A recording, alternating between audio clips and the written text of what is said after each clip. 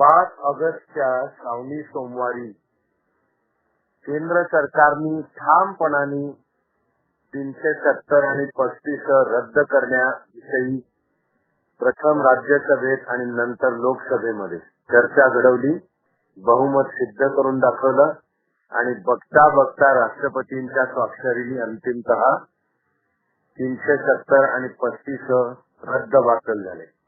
तसा मला वैयक्तिक पातळीला एक आनंदाचाही हा क्षण आहे, कारण जवळजवळ 2 वर्षांपूर्वीच्या टीव्ही वरील एका चर्चेमध्ये जेव्हा हा मुद्दा उपस्थित झाला होता की 370 आणि 35 रद्द करण्याचे अधिकार जम्मू काश्मीर राज्याच्या घटना समितीला आहेत, आता ती घटना समिती विसर्जित झाली, म्हणजे जणू 370 आणि 35 कायमस्वरूपी झाले की काय.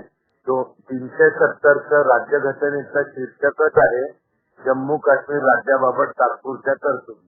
म्हणजे एका बाजूला मूळची राज्यघटना म्हणते ह्या तात्पुरत्या तरतुदी आहेत, तर आता घटनात्मक प्रसंग असा आला की ते रद्द करण्याचा अधिकार असलेली घटना समिती विसर्जितच झाली. या मुद्द्यावर मी त्याही वेळी मांडलं होतं की ज्या वेळी अशा प्रकारचे घटनात्मक प्रसंग येतात त्या वेळी राष्ट्रपतींना अधिकार असतात आणि हे राष्ट्रपतींच्या स्वाक्षरीने काढता येईल. तेव्हा 5 ऑगस्टच्या श्रावणी सोमवारी जे घडलं त्याचा कोट्यवधी भारतीयांप्रमाणे मलाही आनंद आहे. पण म्हणून काश्मीर, विशेषतः श्रीनगर खोरं, तिथला फुटीरतावाद, तिथल्या भारत विरोधी भावना आणि पाकिस्तानच्या काश्मीरातल्या आणि संपूर्ण देशातल्या दहशतवादाला असलेला पाठिंबा, या गोष्टी जणू संपल्या असं समजण्याचं पाप आपल्याकडून होता कामा नये. 370 आणि 35 रद्द करण्यापूर्वी केंद्र सरकारने ठामपणाने मोठ्या प्रमाणात सैन्य आणि निमलष्करी दल तैनात केली होती. त्यानंतर इंटरनेट, मोबाईल, सगळे सोशल मीडिया बंद, डिस्कनेक्ट करून टाकलं होतं. हे भयंकरच म्हणावं असं भक्कम पाऊल होतं. पण जनमत फार काळ अशा दडपणाखाली ठेवता येत नाही, म्हणून क्रमाक्रमाने श्रीनगर खोऱ्यातला हा ताण हलका करावा अशी सरकारने पावलं उचललेली आहेत. 370 रद्द केल्यावर 1 आठवड्यात सगळी बंधनं लागूच होती. मग ईद आली, त्यानिमित्त केंद्र सरकारने बंधनं शिथिल केली आणि काश्मीर मधल्या बांधवांना ईद साजरी करण्याची व्यवस्था केली. आता खरी परीक्षा आहे, लवकरात लवकर सर्व प्रकारची बंधनं दूर होऊन काश्मीरचं जनजीवन सुरळीतपणे चालू व्हायला हवं, यावर डोळ्यात तेल घालून लक्ष द्यायला हवं. तिकडे लडाख वेगळा करून तो युनियन टेरिटरी, केंद्रशासित प्रदेश असं ठरलं, यामध्ये भारताची सुरक्षितता वाढवणारं महत्वाचं पाऊल पार पडलं. लडाख भागात भारताचे अत्यंत मोलाचे लष्करी, सामरिक आणि धोरणात्मक असे हितसंबंध गुंतलेले आहेत.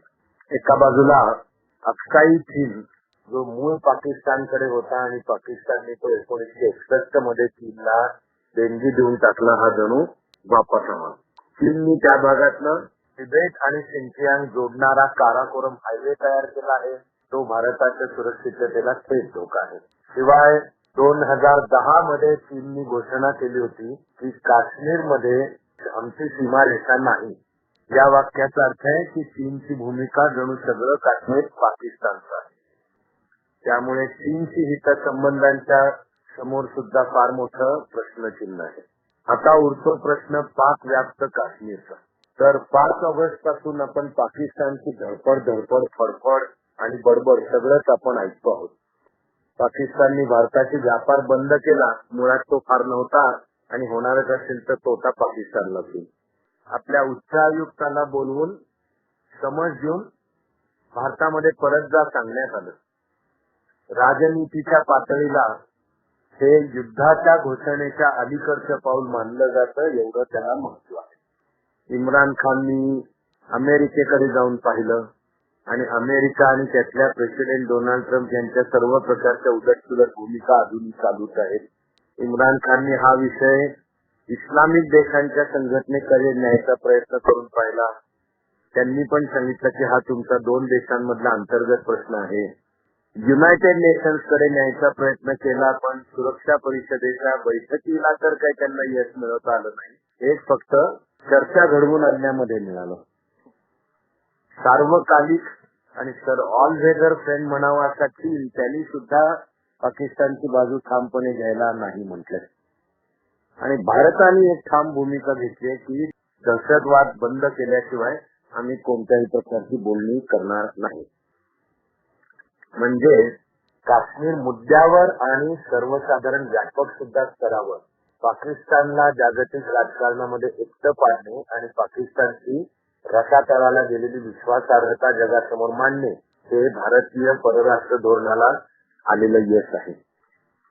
5 ऑगस्टच्या घोषणेला अनेक अर्थपूर्ण असे आंतरराष्ट्रीय पदर सुद्धा आहेत. कारण आता अफगाणिस्तान मधून अमेरिकेचं सैन्य मागे घेण्याची बोलणी चालू आहे.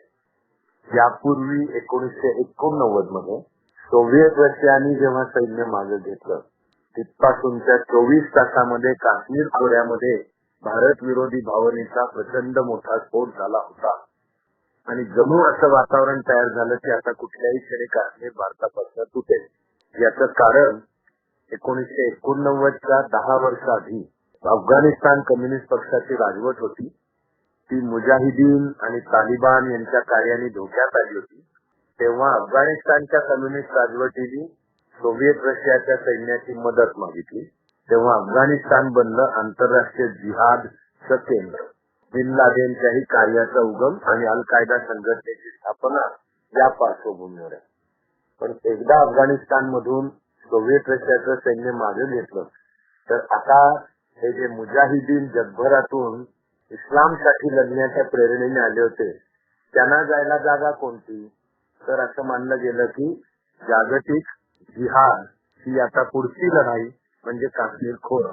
त्यामुळे हे मुजाहिदीन पाकव्याप्त काश्मीर द्वारा काश्मीर खोऱ्यात आले आणि आपण खोरं पेटलेलं पाहिलं होतं. आता अमेरिका अफगाणिस्तानातून मागे जाणार. गुड तालिबान आणि बॅड तालिबान अशी एक नसलेली वर्गवारी तयार करून तिथे अफगाणिस्तान प्रश्न सोडवण्यात तालिबानलाही वाटा दिला जाणार. त्यामध्ये पाकिस्तानच्या दबावामुळे भारताला स्थान नाही पण चीनला मात्र आहे. म्हणजे पुन्हा एकदा भारताकरता तिथे फार मोठा धोका होऊ घातलाय.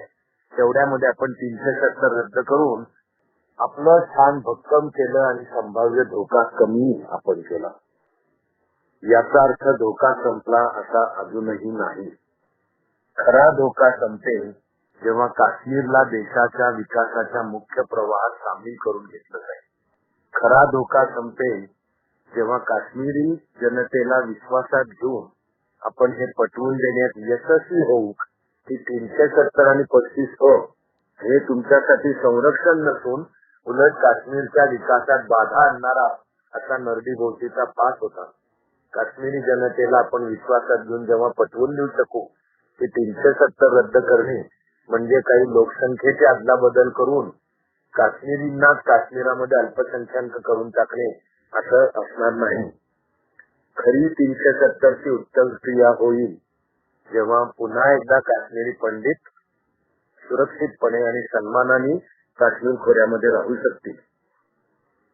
5 ऑगस्टच्या निर्णयाचं मी वर्णन केलं होतं. ध्यानस्थ शिवानी आपला 3रा डोळा खिलखिला केला. पण आता कुठे खिलखिला केला? अजून भारताच्या आंतरिक शक्तीचा हा प्रभावी असा 3रा डोळा पूर्ण उघडून भारताने जगाकडे पाहायला हवं.